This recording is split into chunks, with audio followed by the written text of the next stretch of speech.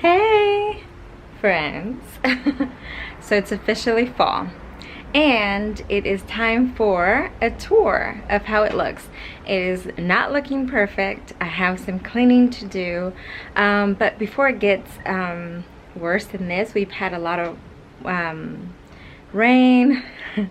We've had a lot of rain and it's been pretty cloudy. This is the first beautiful day. The weather's amazing, so I'm taking advantage and I want to show you. See, I've got some sun. Here, this is the section or the area. This is the area from, let's see, this is the back of my house. So this side is the east side, that's the west. So this is facing the south. This is the very back of my house. If we're going this way, we're gonna look west, and that is my small backyard. I have over 30 trees, all fruit trees. Did I just say that wrong? All fruit trees. I purchased them through groworganic.com, and I watched a lot of Dave Wilson's video, and I found out that they carry their trees. So I purchased these in February of this year, so this is their first full season here.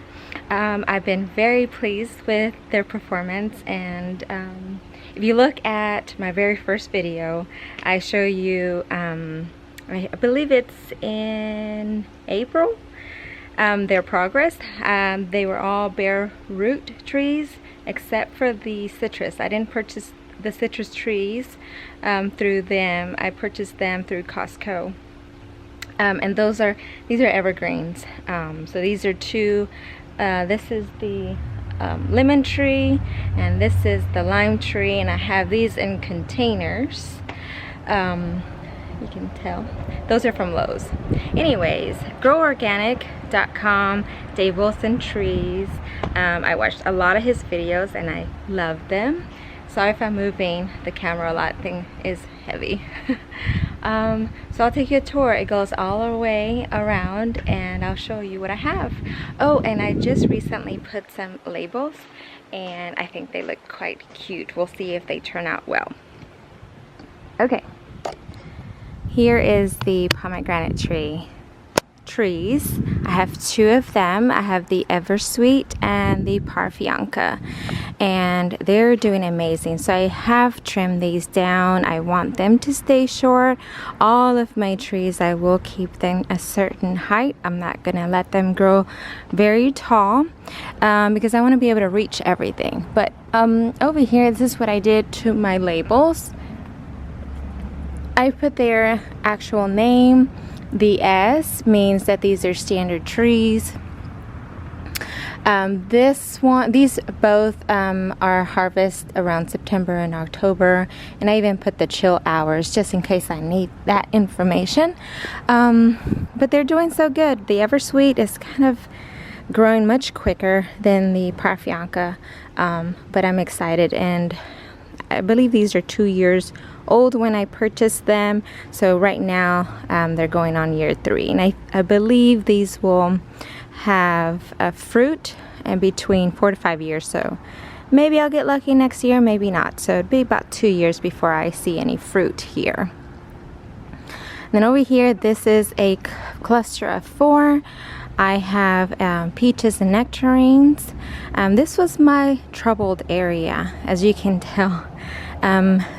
This one right here didn't do so well at all, and then just a couple months I started to get some green leaves, so I think it might survive. And that is the same situation this one was in. As you can tell, it doesn't have a lot of growth, but it has a lot of green. So I don't know what happened. I did treat it with a few things, and I think something worked towards the end.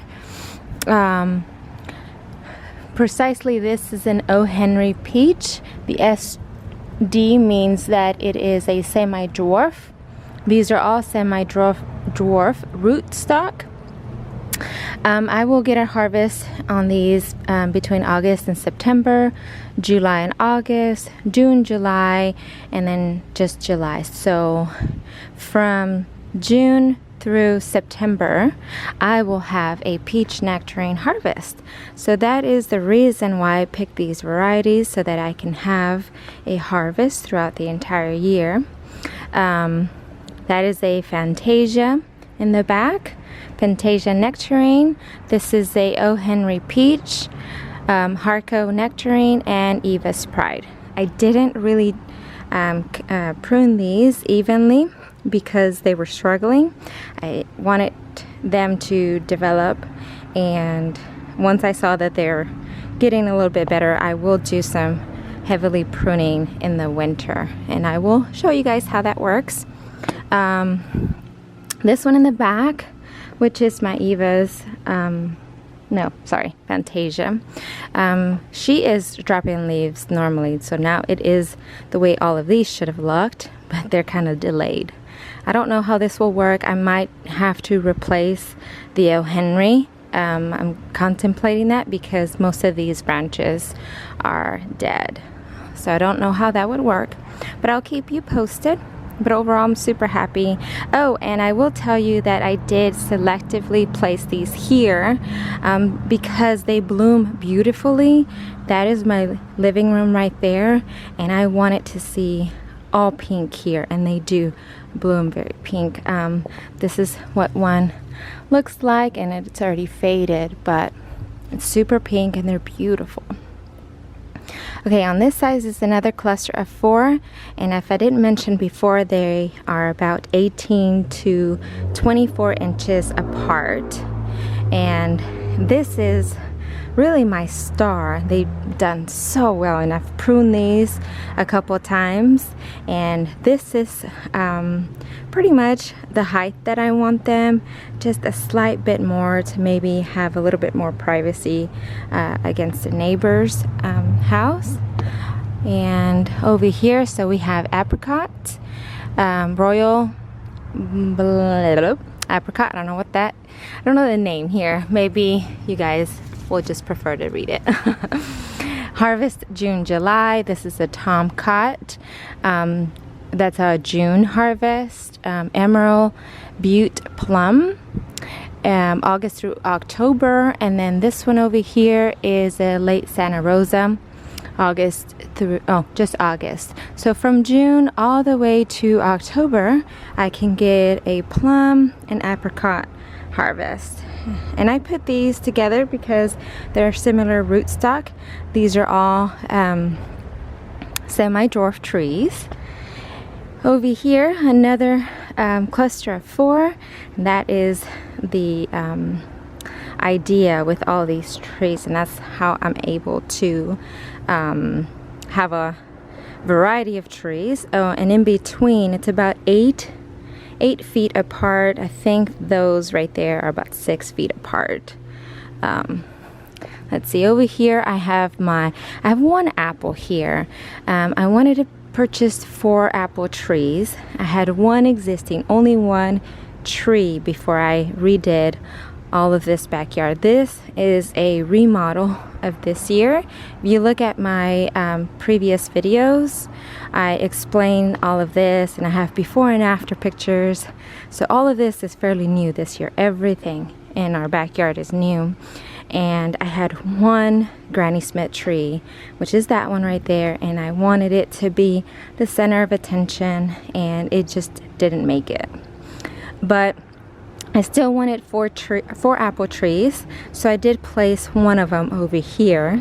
It does have similar rootstock, and then the rest, it was going to be actually 5 apple trees, 1 Granny Smith, and the rest would be red, or I think that there's one that's yellow. But over here is my red Fuji. This is a harvest of September through October, and this is the same. All of these are semi-dwarf or dwarf tree rootstocks. This is what it looks like, and it's similar to my plums and apricots. but I will trim them. I would say about a good 2 feet or so for winter. But these right here, the 3 in the back, or these 3 are cherry trees. Lapins, Utah Giant, and Rainier. And May through June. So that's all May through June cherry trees. And then come back into my apple trees. I have a, oh, you know what? I did say that incorrectly. I want it for apple trees. This is a pear. This is a Bartlett pear. Sorry, I did confuse that. And it's mixed in here with the apples. I will replace my Granny Smith. I'll have to replace it with something similar. I did want that different variety. This is a Dorset Golden, and then this is an Empire Apple, semi-dwarf rootstocks, and let's see, June, August, September. I think this one over here is September through October. So from June through October, I should have apples. So a pear, and this pear needed a pollinator, or vice versa. So I have another pear behind this fig tree. That's what that looks like, you know, and it's the only thing that's different from all the other trees. The pears tend to want to just shoot straight up. They don't really extend their branches out, so I don't know how that's going to be later. Disregard, those are volunteer tomatoes that just received some heavy frost but they're volunteers, and I just wanted to let them grow. So that's the pear. So here I have a pear and 3 fig trees, and I love figs. You know, again, I listened to a lot of Dave Wilson and watched a lot of his videos, and he kind of encouraged me to purchase all of these trees, and because of their variety. So this is a Tiger Panache. I'm really excited about that one. A Violet de Bordeaux, and an improved brown turkey fig. So August through November, I should have some figs, which right now is November, and these are ready to produce fruit, and some of them do have some. But see, I think these trees are just too young to really produce. But there are some, they just stopped growing. The weather just kind of hit them. This is frost that just hit us this past week, and it curled up the leaves, and I think these will eventually come down pretty soon. I wanted y'all to see what it looks like, because these are the only trees that really have been affected by the weather. Although these are very weather cold resistant. I think they're up to 15 degrees Fahrenheit. And it doesn't get that cold here in Texas. I think the lowest it would be is between the 20s. But you know, I did make a cut on these, and I will cut them down come full winter. All of these trees will lose their leaves, and I will show you how I do that. We did have some heavy wind, and this one kind of tilted, so I do have a support for both of these, and then I'll remove that once I see that they're more established. So this is recent though. Over here is my tropical side. These are mango trees.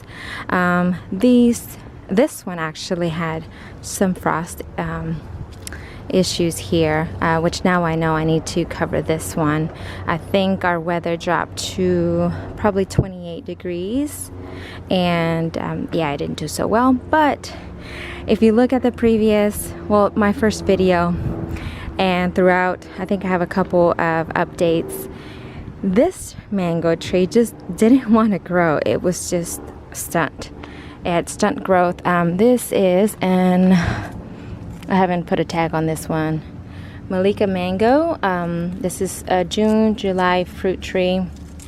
We love mangoes. Me and my family all love mangoes. And then about a month or two ago, it just flourished with growth. So I'm in love with these trees. These both are from a local nursery. This is I think I'm losing the tag. Oh, Alfonso. This is an Alfonso mango. This doesn't have that frost issue, so but different variety. This one did have tiny little bitty mangoes that dropped, but I wasn't letting any of the fruit stay. My avocado, I love avocados, and I know it's really hard to grow them. I know this one has some type of issue because it's got this on the leaves. But it does have some growth that's coming through. I failed to see the support it had when I purchased it from the nursery. This one came from the same nursery as these other two mango trees. The day avocado had a lot of supports. So when I did put it on the ground, basically the main branch just kind of fell almost to the floor. So I'm trying to get it. It's getting a little better. I change that support often and kind of loosen it, hopefully. But it's doing good, even though we had that 28-degree cold. Over here, I love this area because this will be my evergreen side. All citrus lane. That's what I like to call it. I purposely put these trees here because their blooms are so fragrant, and I wanted our guests to walk in to our backyard and just have a field of the smell.